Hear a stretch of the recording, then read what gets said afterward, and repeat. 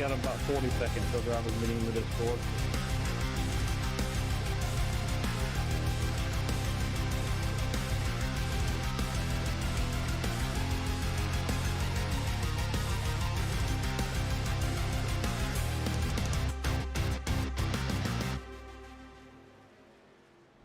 The great thing about youth sports, they give young people an opportunity to participate in something that is going to broaden them as people. I think it's very amazing that Garza Law Firm has made a commitment to help the youth kids with playing different sports. Guys like Marcos Garza that put their time into being able to help these kids live out a dream, it's made me who I am today. The Garza Law Firm. Let us help.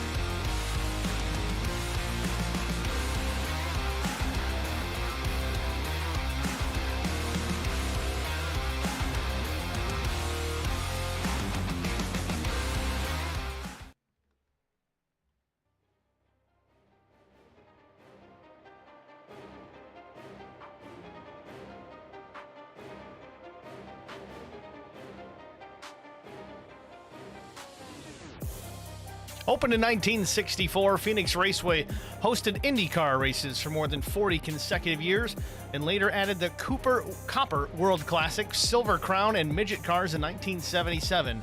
From there, it was only a matter of time until NASCAR brought the Cup Series here for the first time in 1988. Alan Kwiecki's first career win came in that race, and he celebrated with the now infamous Polish victory lap that many drivers still utilize today. Through its history, the 1 mile oval has always been defined by its asymmetrical turns and dogleg, which was implemented in part because of the natural terrain of the area. With different progressive banking at each end of the track as well, Phoenix is often a favorite track of drivers for the challenges that they face in setting up the cars and maximizing their performance. Although its backstretch dogleg already made it one of the most unique ovals in America, the track's latest renovation, which was completed in 2018, made it even more unique. Start-finish line was moved between the former Turn 2 and the dogleg, fundamentally changing how drivers would approach each lap, while the former front stretch grandstand was removed in favor of expanding seating closer to the new start-finish line. The shift also led to a reconfiguration of pit road. This layout made its NASCAR Cup Series debut in November of 2018 and began hosting NASCAR's championship weekend with the 2020 season. Tonight, it's a Superior Class Auto Racing Duel in the Desert 125. It's coming up next here on HBR TV. Race details for tonight. Current temperature, 80 degrees, 28% humidity. We are in the desert after all. Track temperature, 82 degrees and falling as the sun does begin to set. 125 laps with a stage break at lap 90. Ironically, very similar, in fact, identical laps to last week at Bristol Motor Speedway. Good evening, everyone. I'm Steve Singer with HBR TV, joined in the booth by Eric Dotson. How are you, Eric? I'm doing good, Steve. How about you? I'm doing well. Just getting here, closing out the season of the Superior Class Auto Racing Premier Series. We've got a few more of these left before we crown a champion, but this one should be a fun one to watch. Got some fast times on the board. Of course, Zach Millett, fastest so far. I know you did some practice with the HBR guys leading into tonight. Tell us kind of your take on this place. This is a fun track to get out there and turn some laps at, so I imagine it's going to be a fun race tonight. And the thing about it is right here going down the old front stretch, the back stretch now, the thing that I saw that worried me the most is coming out turn 2, sometimes these cars get sideways, and you really have no room to go if they're an accident. So that's something to watch out for tonight.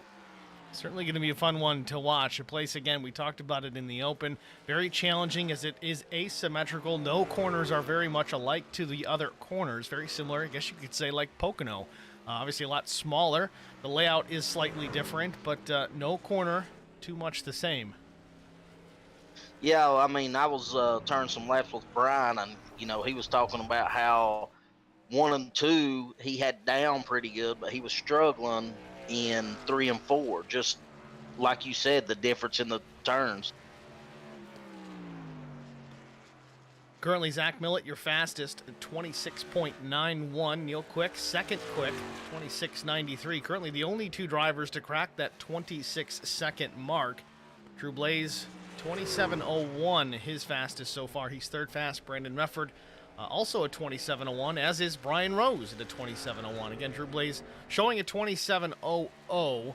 Rounds up to the 01 over here, so it looks like that's why he is third quick over the other two, Mefford and Rose. Practice strikes 0 on the clock, so we'll jump right into qualifying. Do we have a championship contender that's not here or maybe didn't practice? I'd have to go through the list here in a minute. I could, but that could be the case. There should be 8. I think I counted 7.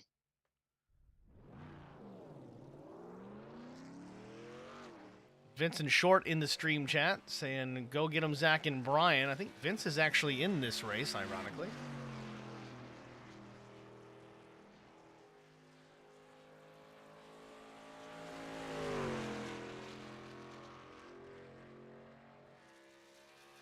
I know the guys that's kind of had a bad race in Bristol. They're looking to rebound right here, and they've put in a lot of time this week talking to them. Seems the later we get in the season, obviously the championship contenders spending a lot more time in practice sessions, trying to dial everything in, get a rhythm down, and try and secure as many valuable championship points as this one comes to a close. But again, a win, most important here, that would lock you right into that championship 4. Drew Blaze on his first timed lap down the old front stretch, now back stretch. In case this is your first race watching here, they've got things all turned around here at Phoenix. Yeah, I may mess up a couple times.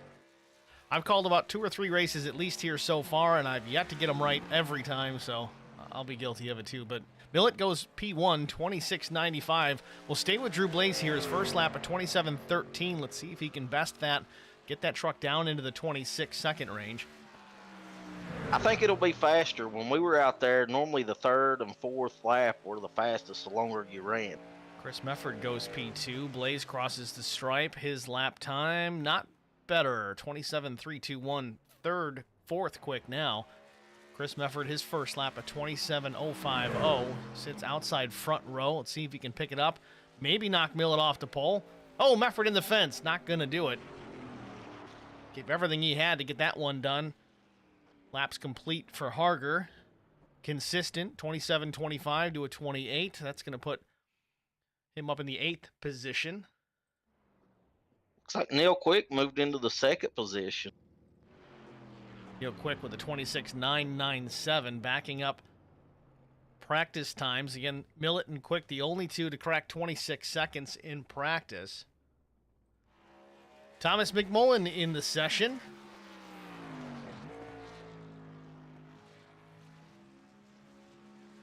Thomas bringing on the sponsor, Veterans and Community Alliance, to sponsor tonight's event.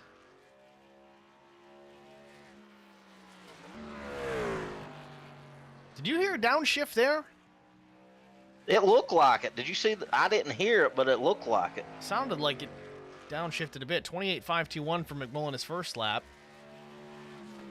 I know a few of these guys were talking about later in the run maybe downshifting to try to keep the RPMs built up, but they never talked about it early, so Thomas may be onto something. He did shift there as well. You heard him grab 4th gear on corner exit.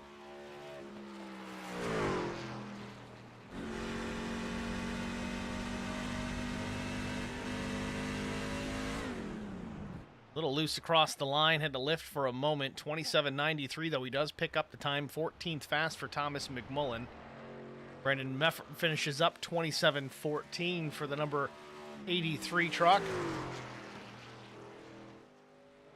I don't think Thomas got a lot of practice in the session here. I'm not sure about outside the session. You know, I don't recall him in the session at all. He may have been in a private session to do just that. Kind of concentrate some more. Sometimes guys get kind of chatty and it's easy to get carried away.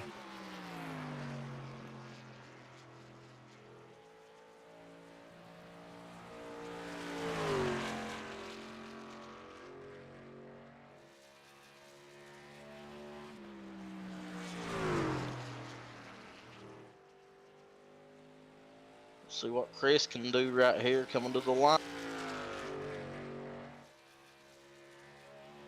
27.467 for Chris Goins, puts him P14. Still got another opportunity here. That was lap 1. Session about 30 seconds away from being complete, so he should get this lap in no problem. Not sure if he maybe tapped the wall right there. It kind of looked like it going down the back stretch. Well, we'll see. If he got an incident, it will negate the lap. He crosses the line. 27.46. Very consistent, but does not pick up. It's going to start here at the tail of the field for Chris Goins. Looks like Mark Truxell, Alfie Charon, the only two drivers not opting to take a lap in qualifying.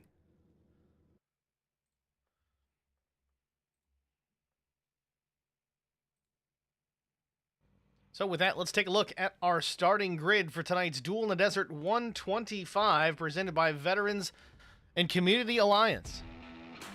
On the pole position with Holler Boys Racing, with a time of 26.958 seconds, it's the 315 of Zach Millett. To his outside, Neil Quick, the regular season champion, the number 2 Quick Esports Machine. Row number 2 in the 3rd spot, Chris Mefford, the number 84. Brian Rose rolls off from the 4th position. 5th starting position goes to the 71 of Alan DeFries, with the 1 of Drew Blaze starting in the 6th spot. Rolling off 7th, Brandon Mefford, another Falcon Motorsports entry, with Will Hewitt, 2-time winner this season, number 33, starting 8th. Lone Star Racing's Keaton Burnett, the number 26, starts in the 9th position, with Cody Harger, the 66, starting 10th. Jamie Kerr, the Black Acid Custom Racing Apparel, number 75, he starts 11th, with Vincent Short, also Holler Boys Racing, starting in the 12th position. 13th goes to Mike LaJoy. 14th goes to the 6 of Chris Goins. Thomas McMullen's going to start from the 15th spot. Don't be too concerned about Thomas. He'll figure this thing out before it's over. Alfie Charon starts in the 16th spot, and shotgun on the field, it's Mark Truxell in the 5. We'll see if Mark can work his way through the field. He's been pretty good at that throughout, well, this season, every season, really, just quietly working his way towards the front. First time we've seen him not qualify in a while, so that'll be interesting to see how he navigates through traffic here this evening. Yeah, I remember looking at the practice times, and he wasn't quite where he wanted to be on those times. So I didn't have any concern with Mark, though. It seems like everywhere we go, he may not get off to a great start, but he's always there at the end, always. Without a doubt. Very clean race driver.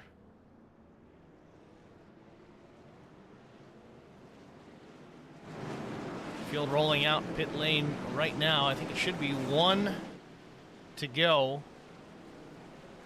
Again, not a small half mile here at Phoenix. Should be 1 pace lap before we get underway.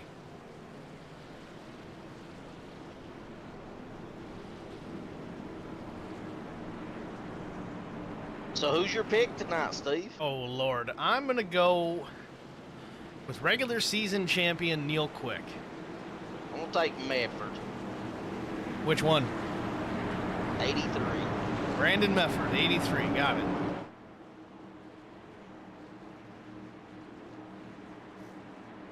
That pace car confused me right there. Yeah, it pulls off awfully early. Again, it's just about the entrance to the backstretch. You got a long ways to go through turn 3.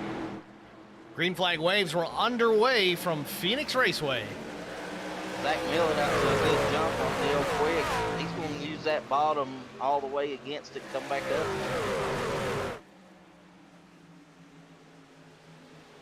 Millett jumping out to a little bit of lead. Neil Quick able to try to get back behind him, and everybody else side by side. Somebody couple wrecking off turn 2.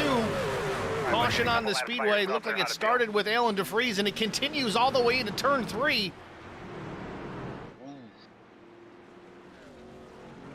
Mike LaJoy in this, Chris Goins in this. Jamie Kerr trying to get on by. Again, it was a secondary wreck, it seemed. It started off turn 2 and went all the way down the back into 3. Looked like it may have started with the 71. It appeared to be loose off turn number 2. Let's see if we can get a look at it.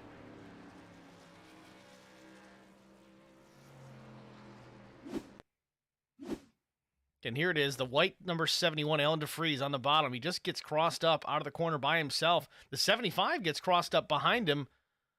A little bit of an overcorrect. It looks like he slides up the track, catches Mike LaJoy. Chris Goins gets a piece. Looks like Thomas McMullen may have squeaked through there. It does get crossed up and sideways. Does he hit the wall?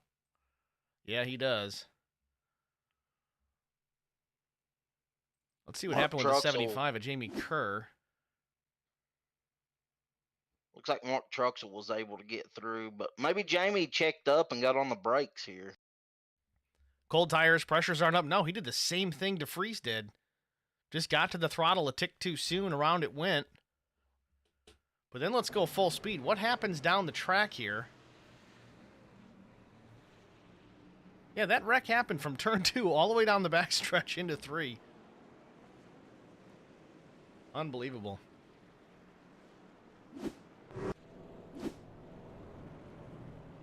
Yeah, it's unfortunate for, I think Chris Goins got a lot of damage in that. I think he was our only championship contender. I think Mike LaJoy might have lost the engine on that number 29 as well just now. In fact, he does come to rest here just past the entrance to pit lane. So involved in that incident,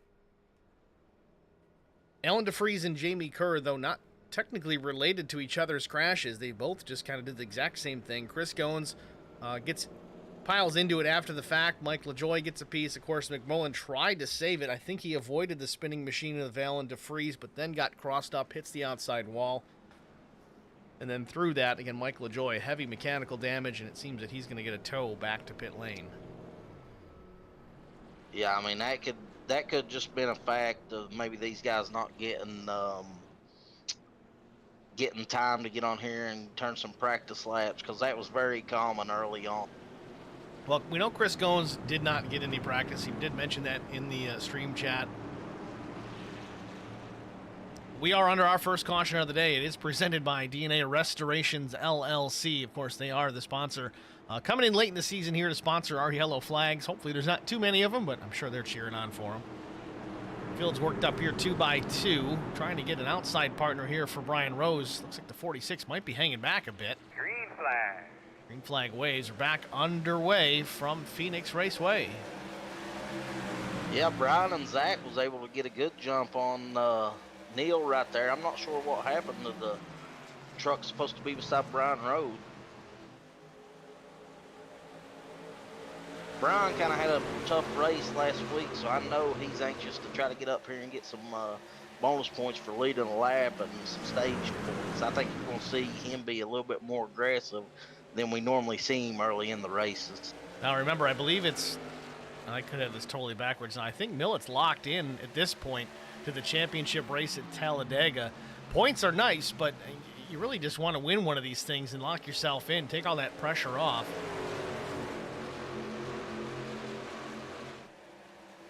Yeah, I mean, he was so close on the regular season championship, and I know Brian's wanting to win the overall championship, so he's determined here tonight. He's put in probably more laps than anybody out there. Going back to an earlier comment, Eric, you mentioned that we only had 7 drivers that are in this race that are currently hunting for a championship. I believe it's Mike Fahey who is not here tonight. Mike, a Lone Star Racing driver. I believe he was a championship contender coming into this race, and he's going to have to win next week, I think, to lock himself into Talladega, but no number 19 tonight. Brian Rose looking low. He just can't get up there beside Millett. Riding on board with Zach Millett. Again, Brian Rose, teammate, in behind. Brian's going to give him a little bit wider of a berth and not push too terribly hard, but when it comes down to this thing, end of the race, Brian Rose has an opportunity. He's certainly going to take it, especially knowing that Zach is locked in. Tristan Sykes, well, guess I'm here for no reason. I was wondering if he was going to pop in and say hello. Yeah, Tristan, no Mike Fahey tonight. Not sure what the scoop is, if he's, if he's all right for starters, but yep, no number 19.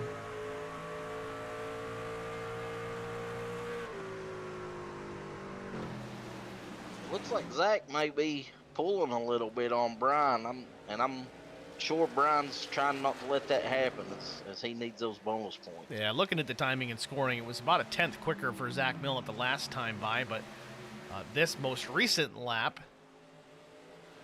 Brian Rose has it down back to within 100th as far as last laps go, and they both have the same fast lap at this point, a 27:40 for Millett and Brian Rose. Looking further back through the pack here in the third spot, Neil Quick still just running his race. He's the one you're going to want to watch, folks. He's the one that can save tires with the best of them. It doesn't necessarily mean he's going to win this thing, but a place like Phoenix Raceway, even though it is relatively recently paved, does wear tires out. If you can save your stuff, not beat up that right front, and be there at the end, you certainly can have a chance of winning this thing.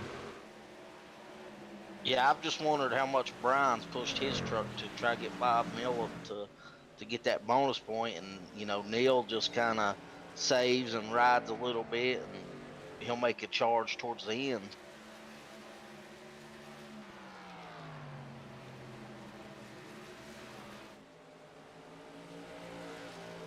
Tristan Sykes, he's fine. He's just ugly.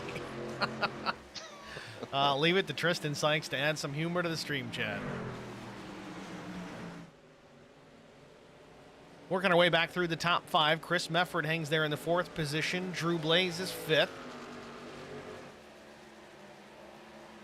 Bit of a battle going on back here with Vincent Short and Keaton Burnett. Alfie Sharon, part-timer coming into this season here at the bottom of the racetrack, number 39, sporting the HBR TV colors this evening.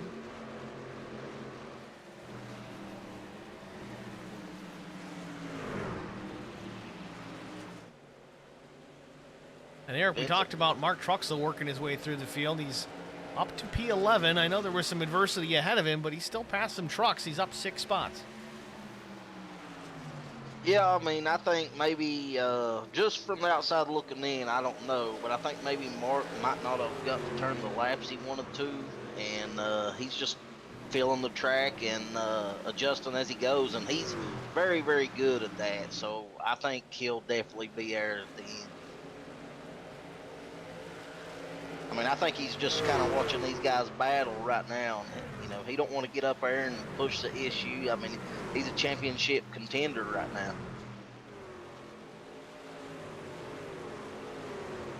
Vincent Short up 3 positions, running currently in the 9th spot. Kind of sandwiched in between Mefford and Sharon. Brandon Mefford, that is, in the 83.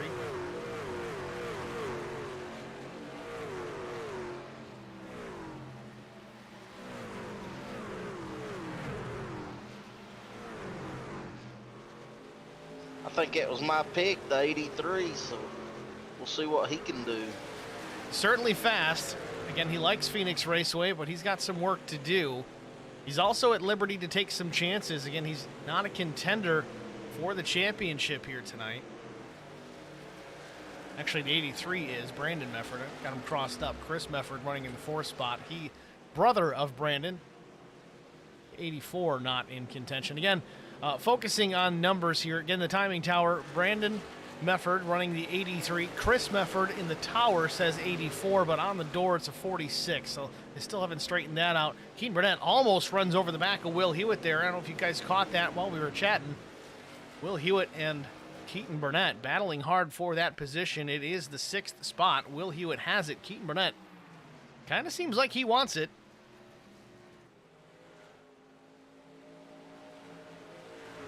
Keaton is a playoff contender here, championship contender, and we saw him definitely get aggressive when he had to last week and pull out a good finish.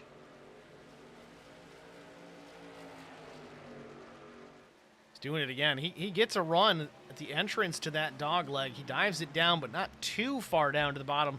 Doesn't get the nose inside the 33 of Will Hewitt. John Woods in the stream chat. Truxell will keep stepping through the pack. He's smooth. He certainly is, John. We've seen it time and time again. As long as he can keep that truck out of trouble, that's the only risk that you take by starting at the rear like he so often chooses to do, as you can kind of get caught in the middle of somebody else's problem, as Keaton Burnett takes the spot from Will Hewitt. Move the 26 up to P6. Brandon Mefford was going to try and follow through. He takes the spot from Will Hewitt as well, so Mefford up to 7th.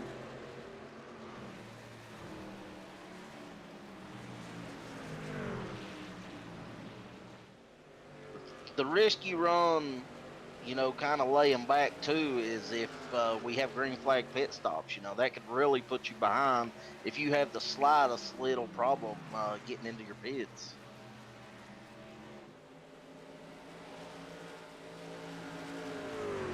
So we saw an issue with Cody Harger. I'm not sure exactly what happened to the 66.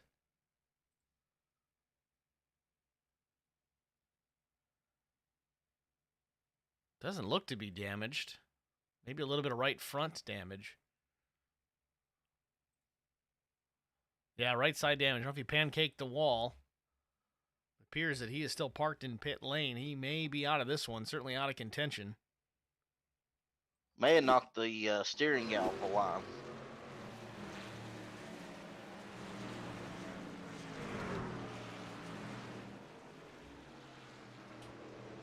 Vincent Short still running in the 9th position. Starting to close in on Will Hewitt. I don't know if Hewitt is just falling back. Maybe put a little too much onto those tires early on in the run. We are 23 laps in. Granted, we did have an early caution.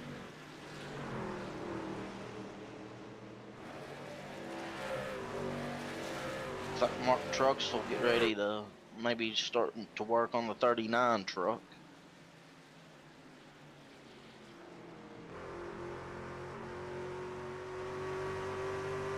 Alfie out of Putnam, Connecticut.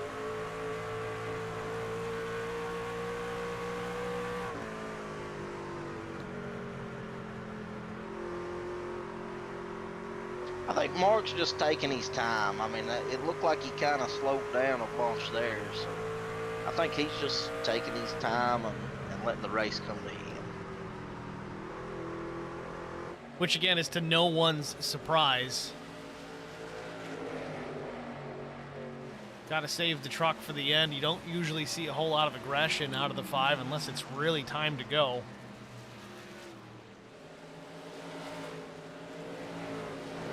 That I see Vincent Short might be sliding back a bit into the clutches of Alfie Charon.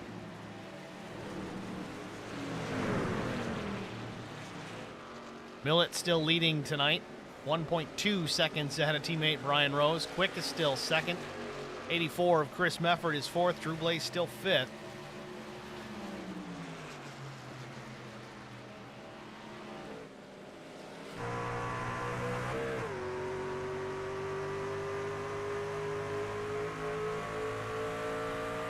Vince has been able to hold it. It looked like he was losing some position pretty quick, but he's able to hold on to the position right now.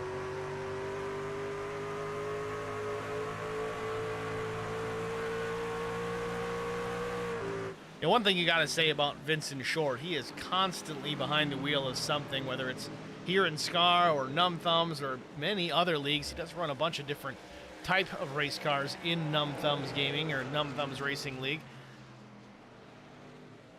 Definitely, I think he's got a lot of experience here at Phoenix, and it is showing. Again, he is running 9th, not necessarily indicating where we expect him to see, but nice and smooth, staying where he's at. Keeping the 39 of Sharon and the 5 of Truxell in the rearview mirror.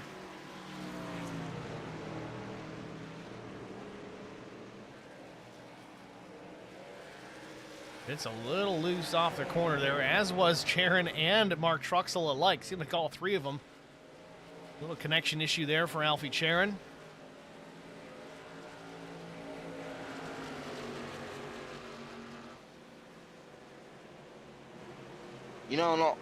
Once we get on these longer runs, I know a lot of these guys go out and run just shorter runs, and the truck just changes so much over a long run that's when you see who actually put in a lot of laps and practiced with the tires wearing and a lot of laps on the tires.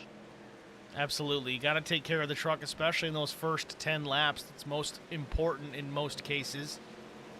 If you do that, usually it will pay dividends and reward you later on in the run. We're going to step aside here, get a quick break out of the way. We'll go HBR TV side by side so you don't miss a minute of the action. Stay with us. We'll be back after this.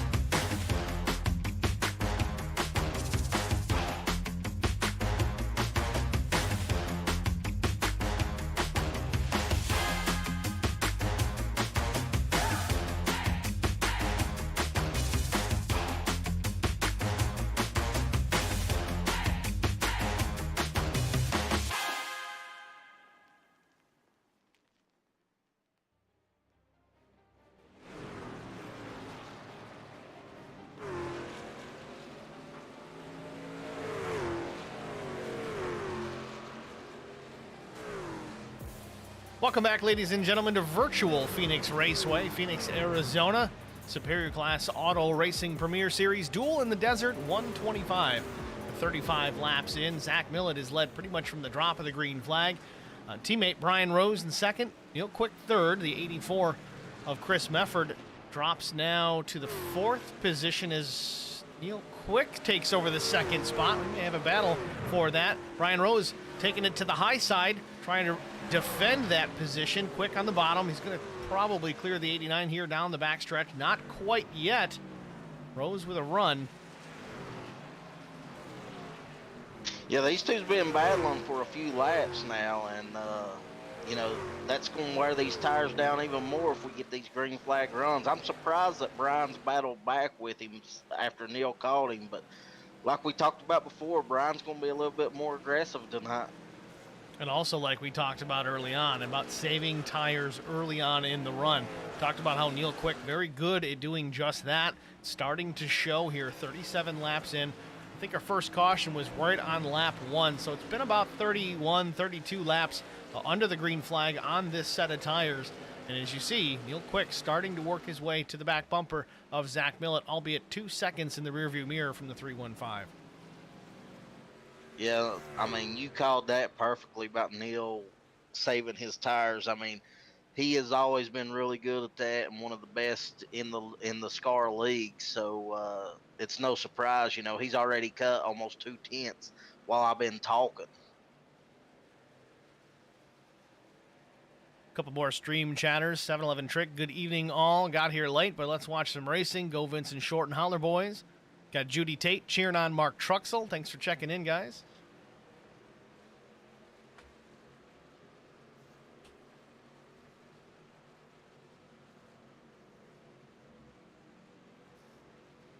Chris Goins just up ahead. Neil Quick there again.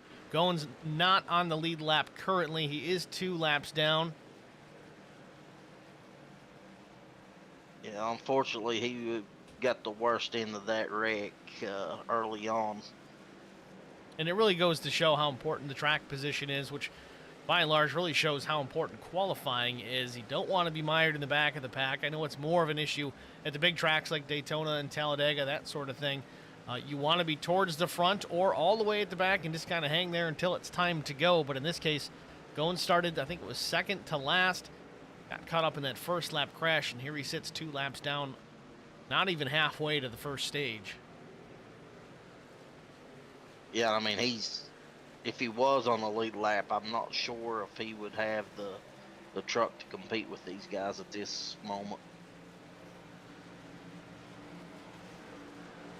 We talked about Neil Quick catching Zach Millett. I think Zach may be listening to us because he's found another gear.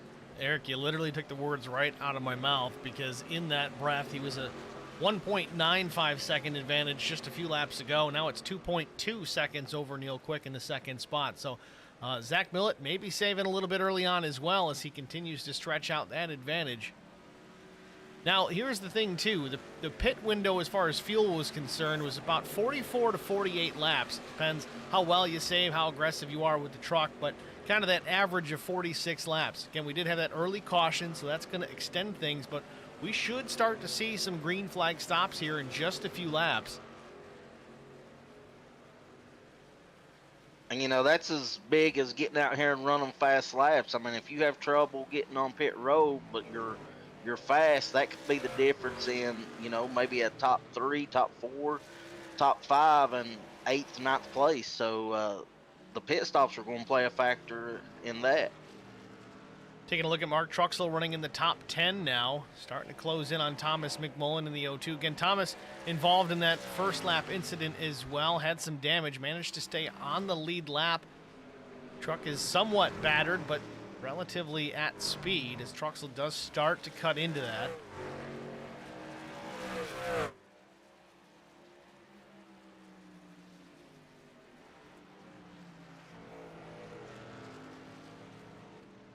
You know, Mark just needs to make sure he gets on pit road good, has a good clean stop in the pit box, and gets off pit road.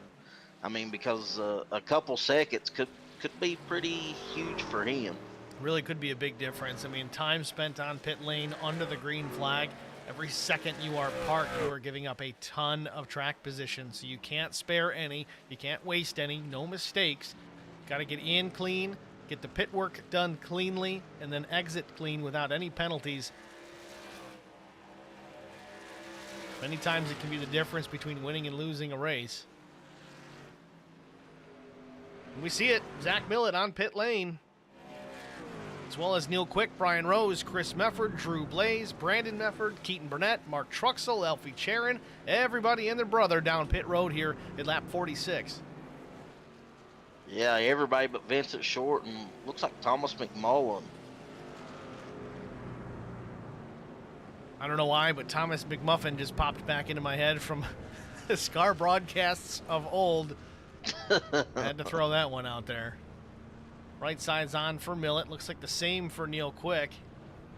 Lefts as well for the 315. 4 tires and fuel for both drivers. Millett down and away. Neil Quick as well, rejoining the fight. Good stop for Brian Rose and the 46 of Mefford.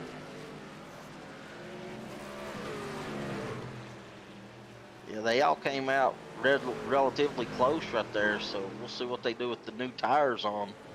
Well, everybody but Millett. Millett got off to a good start. Vincent Short into his pit box as well from the lead. Short has been known to gamble a little bit, sometimes with right sides only. Let's see if he tries it. Nope, gonna go 4 here.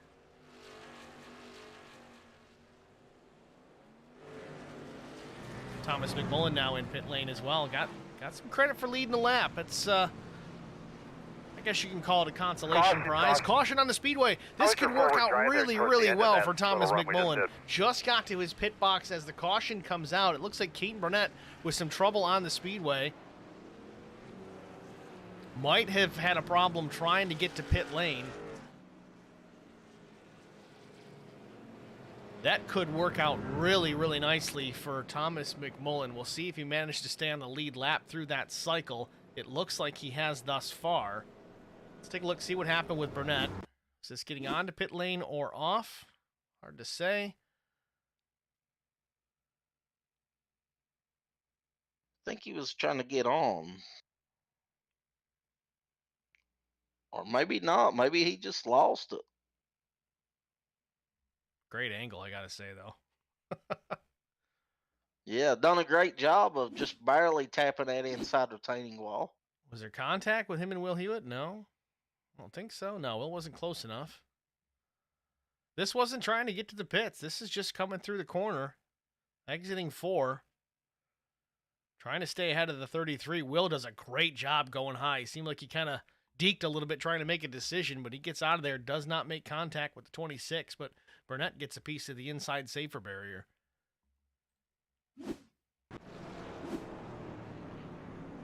That's a huge break for him, you know, not having more contact with that inside wall. That could have really been, at the angle he was going at, that could have really been a championship ender there. So right here with Thomas McMullen, he did get that opportunity to make that pit stop under the yellow flag, essentially. You know, the pits do close as soon as the yellow comes out, but if you're already on pit lane, you can complete that stop without penalty. However, the majority of the lead lap trucks had already made their stop. So if this had happened, you know, the other way around, say McMullen comes down the pit lane, first one to do so, and then the caution comes out, well, he stole one because he could be a lap ahead of the field. It just, timing didn't quite work out the way they wanted it to for the 0-2. Either way. Still on the lead lap, though, having a good day. If you'd have had somebody, you know, if he could have made it another lap or two, he could have him and one other car on the lead lap. Well, that's the other side of the coin. If he was able to stay out, yeah, absolutely. You could have trapped a lot of guys a lap down. And, you know, maybe if you were at the end of the pack when that first caution came out, lap 2 or 3, if you'd have pitted then. I mean, it's all what ifs, though. Got Kevin Blue in his stream chat. I'm just here to watch Tristan Sykes watch Mike Fahey wreck. Well, Kevin, I hate to disappoint you, but Fahey's not here, buddy. I don't know if he forgot or what happened, but no number 19. Are y'all cheering for anybody else to wreck? Yeah, right? Careful, we might get some answers here. You don't want Tristan to say it because it seems like he's batting 1,000 with that. As soon as he says, I'm just here to watch so-and-so wreck, they end up in the wall. Usually about a lap later. He got a voodoo truck.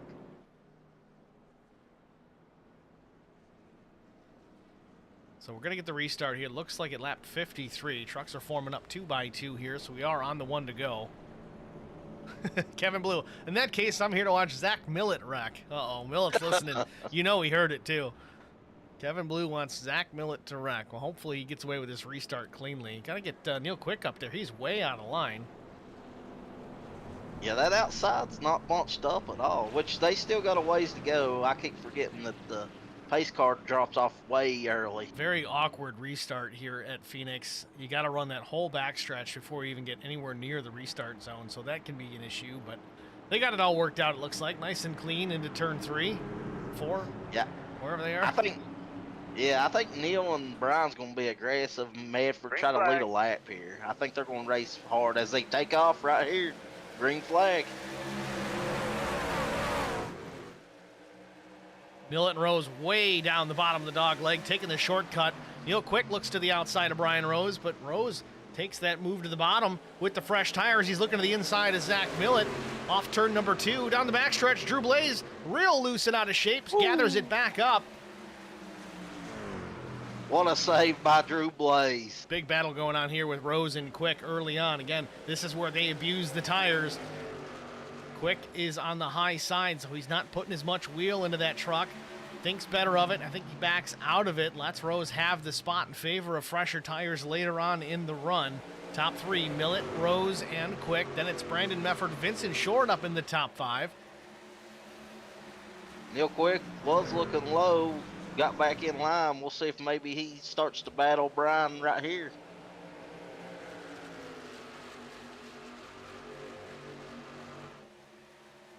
It's like the top 3's all getting about a truck length in between them right now.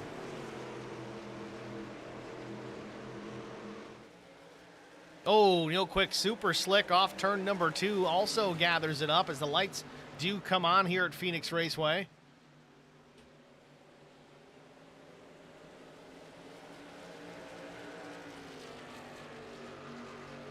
Zach Millett trying his best to check out. Brian Rose trying his best to reel him in. Further back in the 3rd spot, Neil Quick was real strong on the restart again. Still pushing that truck, got a little out of shape a lap or so ago. Vincent Short catches a piece of the wall off the corner, scrapes the right sides of the safer barrier, continuing on though. The thing about this track too, when we was out there and me and Brian and Zach was talking about it, if you barely get in the wall here, it seems to do a lot of damage to the truck. So hopefully Vince was able to avoid that. Well, like we used to see quite a bit in the old Gen 6 Cup car, if you flatten the right side on the car or even in the truck, it takes away a lot of side force. Now, to the novice viewer, side force, to explain it very simply, is the rear end of the truck kind of gets hung out in the corner, almost like it's starting to slip sideways, but not completely out of control. Well, when that happens, that leading edge, the right rear of the truck or car, catches the air first, and the air going by it, it almost acts like a spoiler, and it pushes that truck back towards center, so it almost leans on a little bit of air in the mid-corner. Of course, the faster you're going, the more it has an effect, but if you pancake the right sides and you flatten out the truck, you lose a lot of side force, so you're going to be more prone to spinning that truck out mid-corner.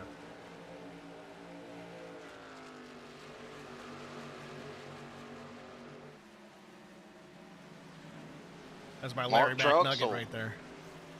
Yeah, you done a great job explaining that. Mark Truxell up to 7th position right now. Now, remember, if you're just joining us, Mark started last, essentially, didn't qualify. He's up 10 spots on the day, and we talk about it so often here in SCAR. Many times we've seen the number 5 machine start towards the back and just not make a whole lot of noise most of the race, pick off a position here, pick off one there, and by the end of the race, you'll see him rolling around the top 5, sometimes even challenging for a win, sometimes taking the checkered flag. So he's really good on equipment. We've talked about it even in the road series that SCAR runs. He ran the most amount of laps with the least amount of incidents in the last season that we ran. Very, very impressive. He's not the fastest guy out there, but he's certainly the cleanest and had a good run in the points because of it. Yeah, I like old Mark Truxell. He's just very consistent and good to talk to, humble guy. That's the kind of guys we like in this league. Good to have him in here for sure. Thomas McMullen still hanging tough in the 8th position. Again, no practice for the 0-2. Had some trouble in that first lap, got tied up in that incident. Got lucky with the caution coming out during his pit stop, stayed on the lead lap. If you really look at the grand scheme of things, he's having a decent night. He's up 7 positions. Yeah, and he was one that was kind of late getting in here. And we talked about before, we don't know how much practice he was able to take. I don't think he took any in his session, as he got in right close to time to qualify. Battle for position here, Will Hewitt, Jamie Kerr. Hewitt has 10th. Kerr trying to get into the top 10, I think for the first time today. Takes the position with ease.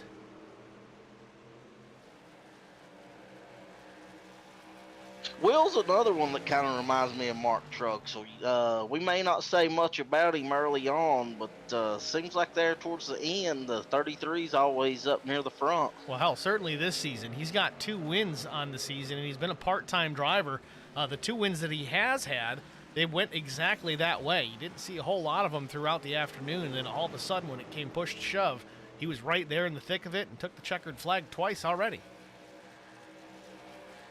Yeah, I think he has said that he's going to run the full season next year. And I think, with the talent that we got and some talent that's going to be back, and, Will going to be driving a full season, it's going to be very competitive next season. It's certainly good to have Will around. Will, one of the, I wouldn't say, I don't know if he's one of the original SCAR guys, but certainly a SCAR veteran. He's been around a while. It's good to have him still around, good to have him back, and happy to see him running a full season next year.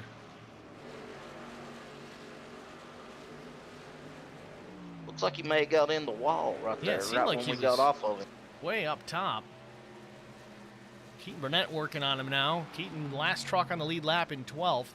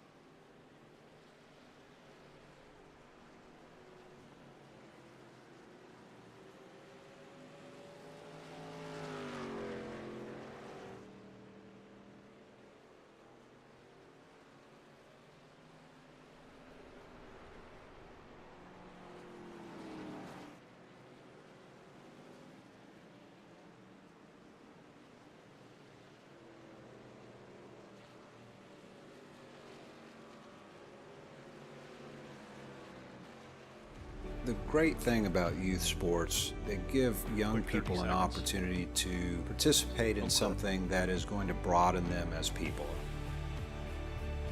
I think it's very amazing that Garza Law Firm has made a commitment to help the youth kids with playing different sports. They need to get Guys like Miller on Marcos this Garza that restart put their if they wanna time into being able to help these kids live out a dream. It's made me who I am today.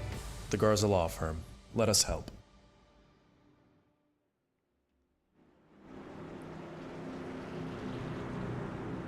So this is the money stop here, lap 92. Zach Millett and company, just about everybody on the lead lap, in fact, the whole field. Going to be down for pit service, likely 4 tires and fuel for all involved.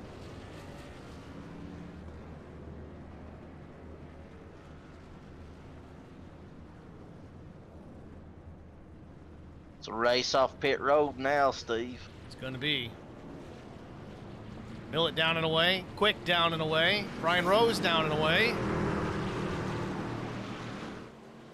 I think Quick may have beat Brian out pit road, didn't he?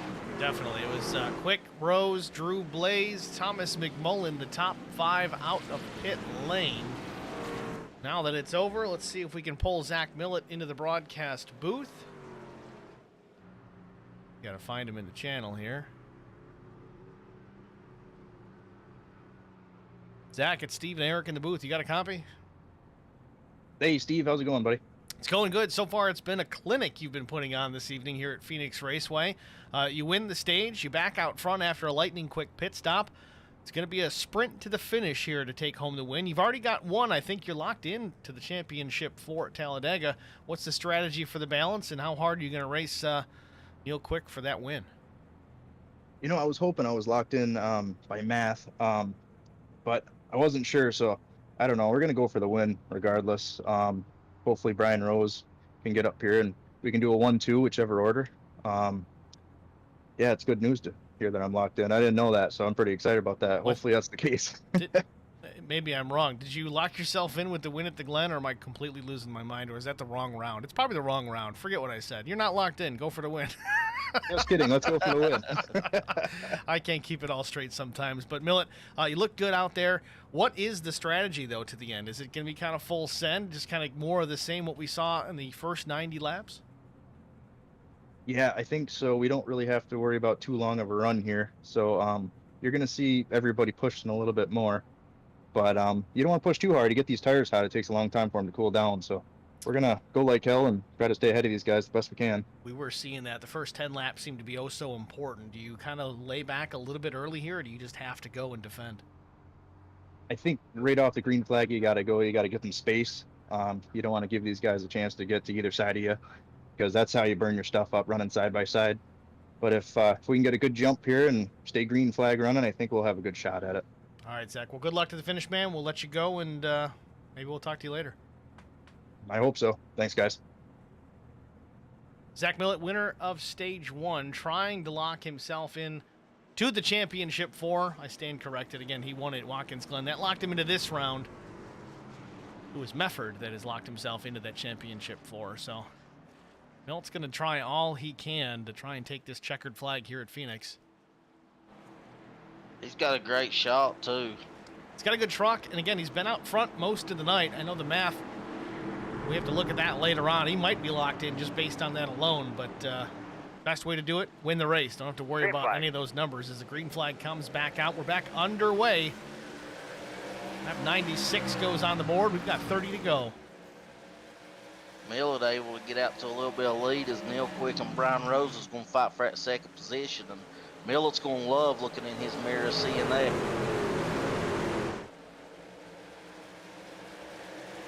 Looks like Brian may have the advantage. Neil comes right back beside of him.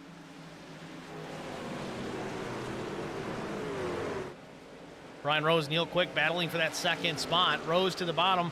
He wants to get locked in too. He wants to get around not only the 2 of Quick, but then go battle teammate Zach Millett. Don't know if he's got anything for him, but they've been awfully close all night long. This battle continues between the number 89 and the 2 of Quick. Quick clears Brian Rose off the corner, down the backstretch. Drew Blaze now looking to take advantage right to the tailgate of Brian Rose into turns 3 and 4. Yeah, Brian's doing everything he can right now to keep Blaze behind him. I'm sure Blaze is probably not too happy with that. Looks like Brian may have threw a block, but hey, you're racing for a championship here. You know, I don't even know if it was a block. It may have been, but it also seemed like Brian was trying to just take that angle into the corner. So it just may have been perfect timing or imperfect timing, depending on how you want to look at it. Nonetheless, he's losing ground to Neil Quick. We talked about that early on, saving tires. That might have been what Neil was doing, just trying to keep that truck near the front until it came down to crunch time. And here it is, Neil Quick in the second spot. Equal footing tire-wise with Zach Millett as Zach continues to lay down laps from the top spot. Yeah, when Neil was able to pass Brian, you know, we talked about cutting the dog leg, and Brian, they were even, and Brian cut the dog leg. Neil stayed up high, and Neil was able to get a half truck length on him right there.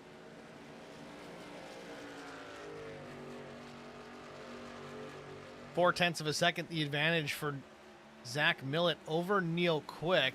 Doesn't seem to be shrinking at this point. Still 25 and a half laps to go.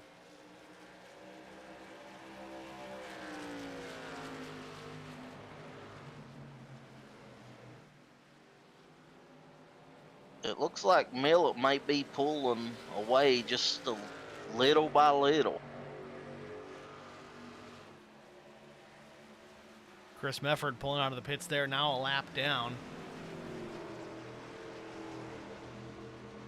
Brandon Mefford running back in the 10th spot. Again, Mefford, the 83 Mefford, locked into that championship four.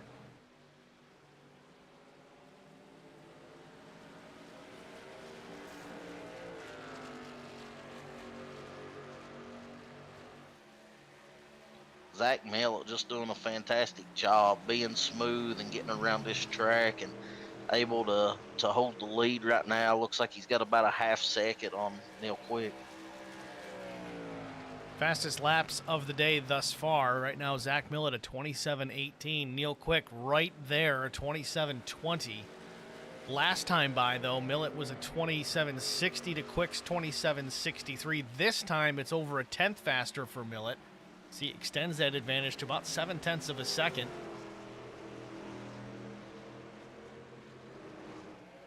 Rose hanging on to P3. Drew Blaze up a spot to fourth. But the biggest one I want to talk about here, Thomas McMullen, though he does have pressure from Mark Truxell. And what did we say?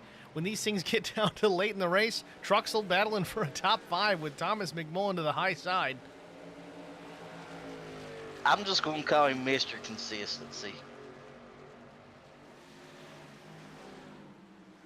A little bit of connection issue there with Thomas. That's certainly not helping things. That makes things a little nervous for Truxell, though. Yeah, absolutely. It was always nerve-wracking racing like that because you don't know where they're going to reappear at. Hopefully, Truxell can battle him clean and McMullen can stay in. Matt Sisler in the stream chat. Looks like another good race so far. Yeah, so far so good. It's been a pretty dominating performance by Zach Millett, but it's not over yet. 21 to go. Now we watch this battle here with Vincent Short and Jamie Kerr. Kerr to the outside, the number 75. Short to the bottom. Keaton Burnett watching it unfold in front of him, hoping to take advantage of a mistake by one or both of these drivers, provided he doesn't get caught up in it as well.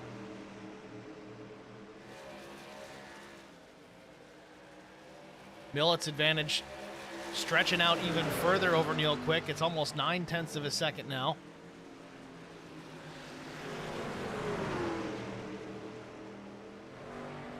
Looks like Quick, he cut down and then he Jamie Kerr in lost the it wall. all. Jamie gets in the fence off turn 2 and now makes contact with Keaton Burnett.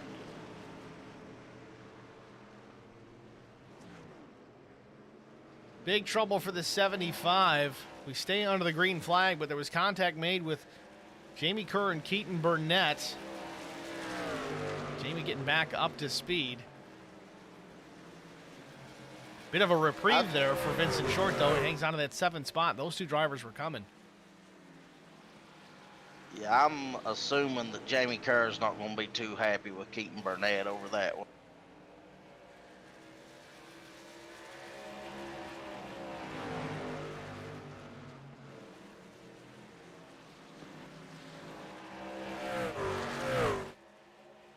Back up front, top 4 well spread apart.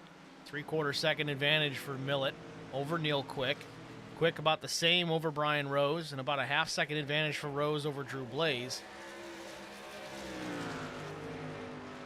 And I know Brian is probably going to be disappointed if he finishes third, where he ran second all day. I'm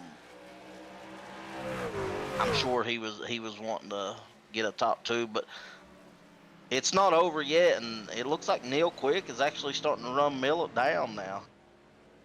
Deficit 0.7 of a second. We heard Zach talk about trying to save tires and cool them down, as it was very difficult once they got hot. Maybe that's the case here. Maybe Zach got him a little too warm, trying to stretch out that advantage a little bit too early in the run. Maybe he's trying to save some tire. Last lap for Millett was indeed slower than Neil Quick, about 0.5.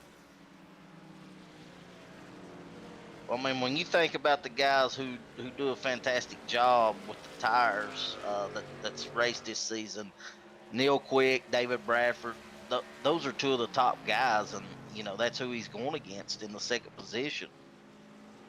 Well, with all that too, you talk about how Brian, you say he might be disappointed running P3, but he knows Neil. He knows the ability that's behind the driver or behind the truck, that number 2.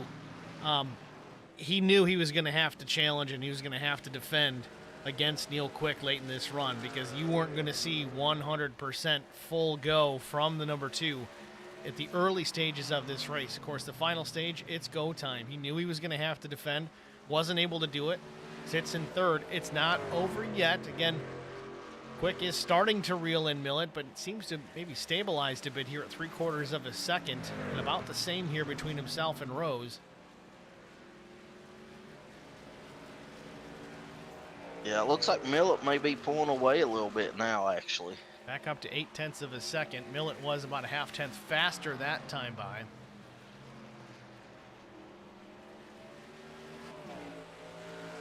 Blaze in the 4 spot. Mark Truxell now takes over the 5th position from Vincent Short. Short running P6. Keaton Burnett 7th.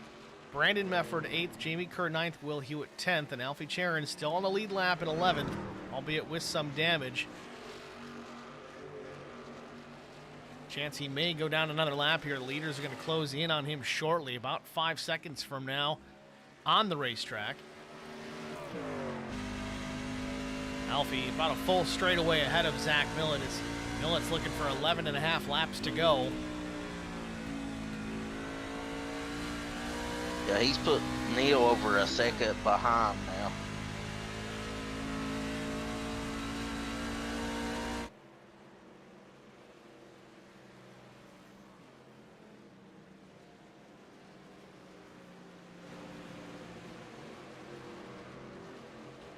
Trying to find some battles on the track, but again, all these trucks pretty well spread out. That's our top 3 there in the frame for a moment. It was Millett, Quick, and Rose. Then Drew Blaze in 4th, Mark Truxell 5th, and then further back from him, 5, 6, 7 trucks behind Vincent Short.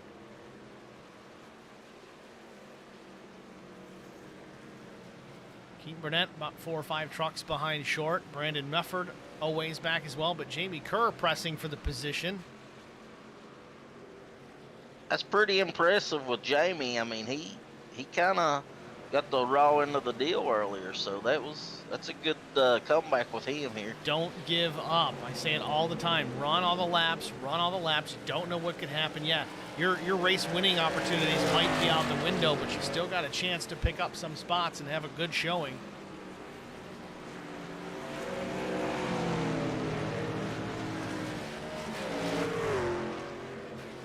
These two back and forth doing a great battle for the 8th position here.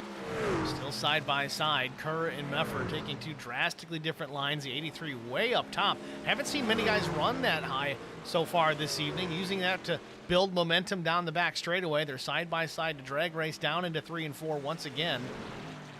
8 laps to go. No battle out front just yet. Millett now stretches it to a 1.3 second advantage. We continue to watch his battle with Brandon Mefford and Jamie Kerr. Looks like Medford's able to clear him, but we'll see if Kerr can get his nose back to the side of Medford. running that 75 truck to the bottom of the racetrack. Certainly going to heat up those tires a little bit more than what Mefford has to deal with. Both trucks with some damage, so it looks like relatively equal footing between the two. It's just a matter of which lane is going to be best.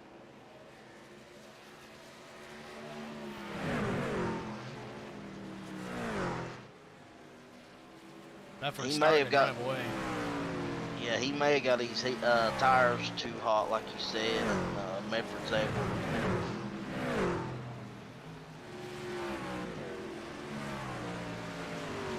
Leaders half caught and passed Alfie Charon, so we'll put him one lap down in the 11th spot.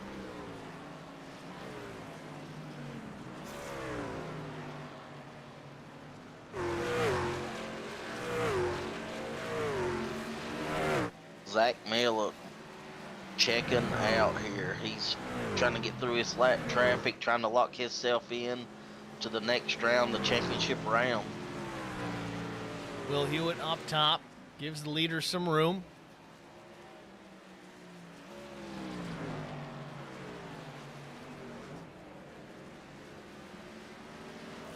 Will's normally there towards the end. Not sure if maybe he may have burnt a set of tires early or what happened, but that's kind of uncharacteristic for him.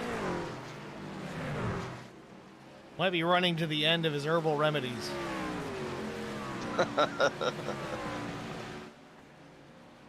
Zach Millett with 3.5 to go in turns 3 and 4. Still enjoying a 1.2 second advantage over the two of Neil Quick.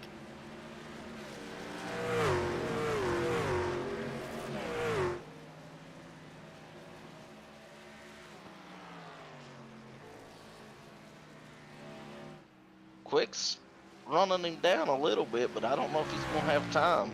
Gained about a 10.5 there just in that set of corners, but gives it up down the straightaway. Don't know if he just drove it in super deep trying to try something different.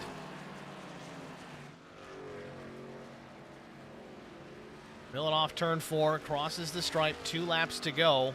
1.13 seconds out the back window for Zach Millett to Neil Quick.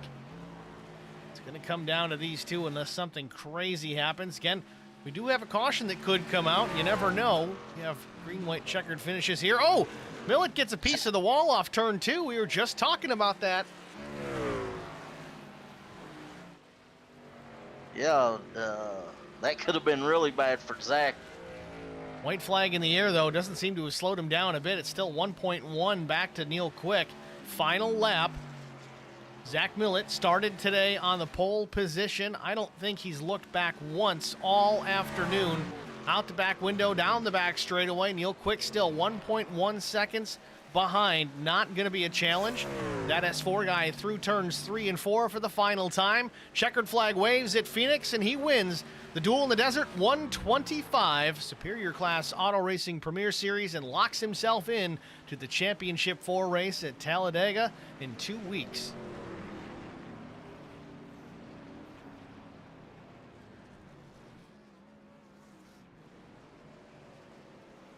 Great race by Zach Miller. I think the only time he was out of the lead was during the pit stop cycles. That's it. Put on a clinic here this afternoon. Millett, always a quick truck out there, but man, he really put it on display here tonight.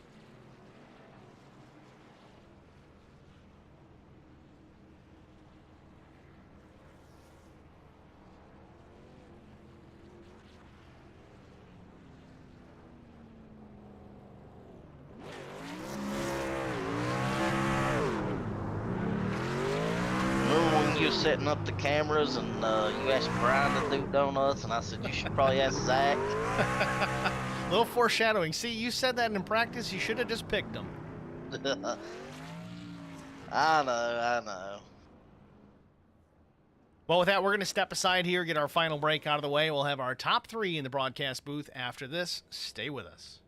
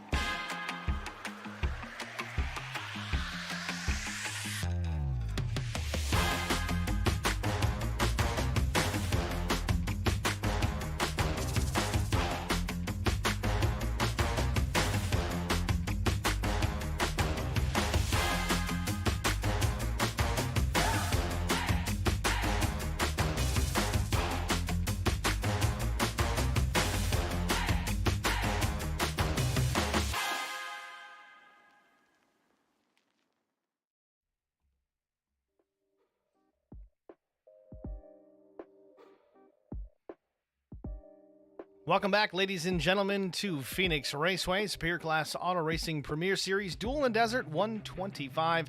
Zach Millett is victorious. Put on a dominating performance here this afternoon. Zach, it's Steve and Eric at the broadcast booth. You got us? Hey, guys. Zach, congratulations on the victory here tonight. Yes, now it is official. You are locked in to the Championship 4 at Talladega. Forget the math. You got the win. You made it easy on us. Tell us about the race. Thank God, I hate math. I'm glad this was way easier just to do it this way. The race went pretty much perfect to plan. I really wanted the pole. I really wanted to check out as much as possible, and I knew in the long run we were going to be good. It's weird. There's some fall off, but you actually start downshifting, and it feels better than the short run. Honestly, I like it a lot better once you have 30 laps on. So we had Brian right behind us. He was right there for us. Both him and Neil were keeping me honest all race long, and yeah, it was just a perfect race for us. Definitely a good one to watch. I mean, not a whole lot of action in the top spot. I know you and Brian kind of got close there real early on, but it seemed that the guys just didn't want to burn up the tires too early on in the run. So was content to ride second for a while, but then he had to fend off Neil Quick for that second position. Ultimately, Neil would take that position away, but you never looked back. 1.2 second advantage was about where it ended up for you at the end of the race. What's the secret to getting around this place? Is it all tire savings, or is there a special trick that you've got? I mean, fill us in so we can kind of keep up, you know? There's some little things that I try to do, but basically, the longer the run you go, the sooner you let off. That's kind of what I go by here. And to be honest, before yesterday, I didn't anticipate the shifting, so that was kind of a last second surprise in our practice right before the race. So I'm glad we gave that a try, and I'm glad it worked out. Yeah, we didn't see a whole lot of guys shifting during the race. There were a handful, and then we did notice it, I think, late with you as well. But was that really just a matter of saving tires? Was it picking up better lap times? I mean, what was really the advantage to grabbing a gear? Well, it was the short run. You would kill the right front, and you would start sliding that on entry and mid corner. So when you would downshift, it would kind of kick the rear of the truck out for you, and you'd have a lot more RPMs and more of a power curve to kind of kick it sideways and keep that yawed out feeling, so you can make the exit with a little more speed.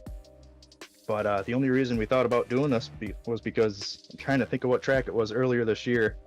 But Neil kicked our butt there because he was downshifting and we weren't. So I don't know. I'm gonna have to remember which track that is because I don't want that to happen again. Might have been Gateway.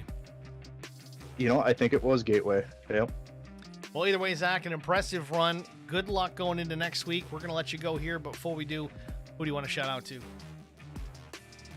I'd like to thank you, Steve, and Eric for HBR TV and the broadcast. Scar and everyone behind the scenes that make this great league possible. It's always a great group of guys to race with every week. Definitely look forward to it. Track Bar Media.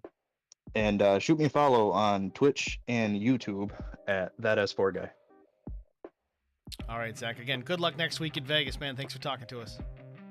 Thanks, guys. Next, we're going to bring second place finisher Neil Quick into the booth. Neil, it's Steve and Eric. You got us? Yeah, I got you guys. Neil, congratulations on a P2 finish. Again, usually want to try and track down Zach Millett and take that win away. He's locked himself in. Next week, I think we go to Las Vegas. What are your odds rolling into that place? Well, I mean, looking pretty good since I guess Brandon and Zach got EOLs and got to start from the back the last stage. So it's looking better than if it wasn't. So, but yeah, Kansas is a good track for me. So hopefully get a win or point my way into this deal and get to finish it out. Take every advantage that you can take going into that second to last race of the year, trying to get to that championship floor. Tell us about tonight. We did watch you run that first stage. It seemed relatively conservative. My guess, probably just saving some tires, keep that number 2 machine out towards the front. Walk us through that first stage and then what changed when we got into that final stage, that final 30-lap stint to the finish.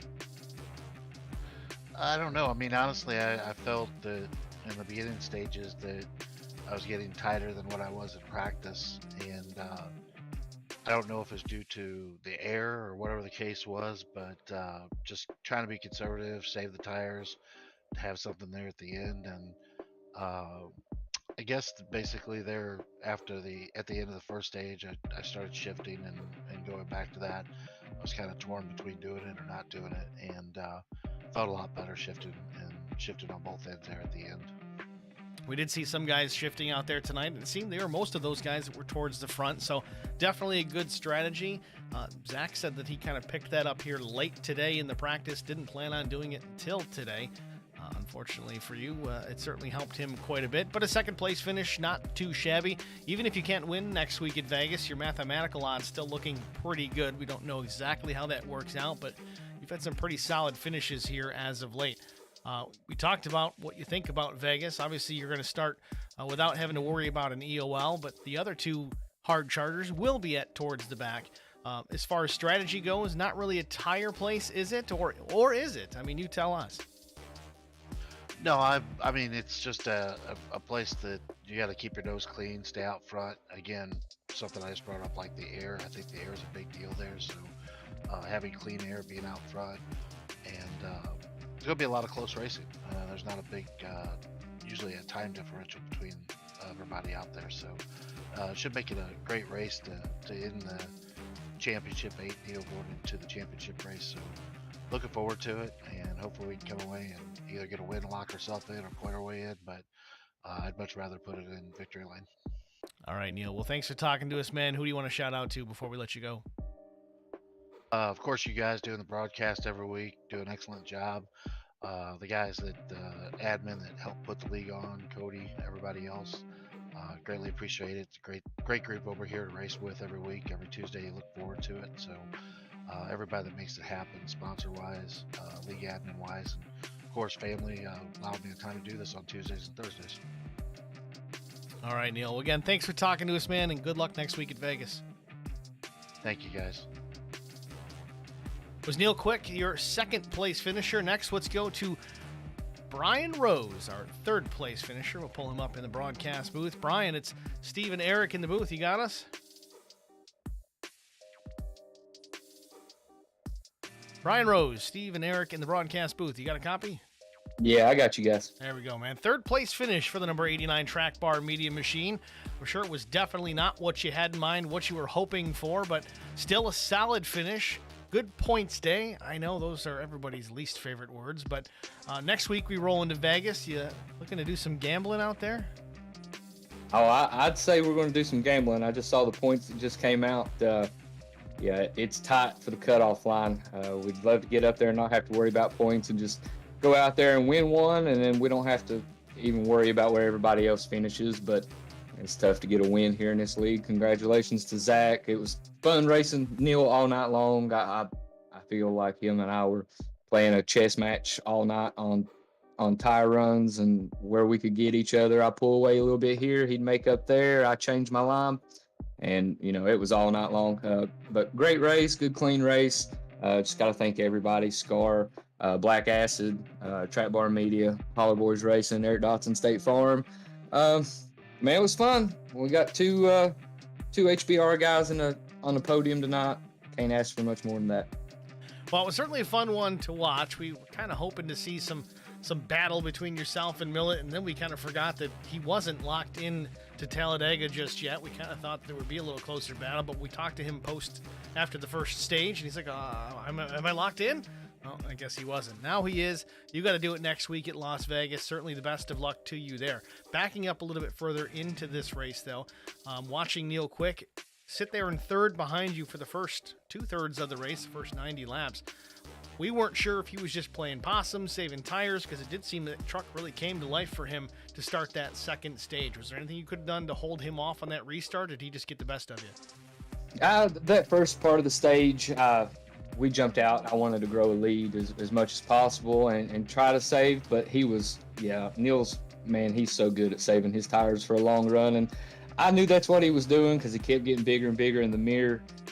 When we started after that restart coming, middle of the first stage, jumped out again, and I knew what he was doing, so I kind of backed it off and allowed him to catch me a little bit. And then I don't know if, I just was hooking up the line I was running, or, maybe he had some trouble, but I started pulling away a little bit there. P2 in the stage, P3 finish. Don't really like this place, so top 3. I can't ask for a whole lot better than that, but thanks to everybody. It was fun. We'll go out here and gosh, stay tuned because next week's going to be real crazy. Certainly going to be a fun one to watch. No EOL for you to worry about there. Neil Quick made that point very clear as well. So got clear sailing ahead. You still got to battle the 2, but what do you think your odds are beating him next week at Vegas? With Neil Quick and Drew Blaze and Mark Truxell hanging back right there too, and also Brandon Medford, I'm not going to place any bets right there because those guys, they give you their best no matter what track you go to, what day, what time. You're going to have to bring your A game and race them clean and let the chips fall where they may. All these Las Vegas puns we got going on here. But I'll be all in. We can guarantee we're gonna go. We're gonna work on it this week, and we'll be all in. All right, Brian. Well, thanks for talking to us, man. I know you got a lot of sponsors shouted out there. Is there anybody else you forgot before we let you go? I'm sure there is, but Holler Boys Racing, great guys. I wouldn't trade any of them for the world. There's no way that we're all going to be this fast without us working together. So Holler Boys Racing, Holler Boys Racing TV. Go check out our website. It's brand new. It's on our page. Go give us a click. You can see us, meet all the drivers, actually put a face with the truck. And so go check that out. All right, Brian. Thanks for talking to us. Good luck next week. Thank you. It's Brian Rose, your third place finisher here at Phoenix Raceway. Almost called it Vegas. We're not there quite yet. Next week, though, tune in for it. Out at Las Vegas Motor Speedway, the cutoff race before we get to the Championship 4 at Talladega. Let's take a look at our race results from here at Phoenix Raceway. Of course, talk to our top 3, Zach Millett, Neil Quick, Brian Rose. Then it was Drew Blaze, Mark Truxell, Vincent Short, Keaton Burnett battling back for a top 7. Brandon Mefford, 8th. Jamie Kerr, 9th. Will Hewitt was 10th.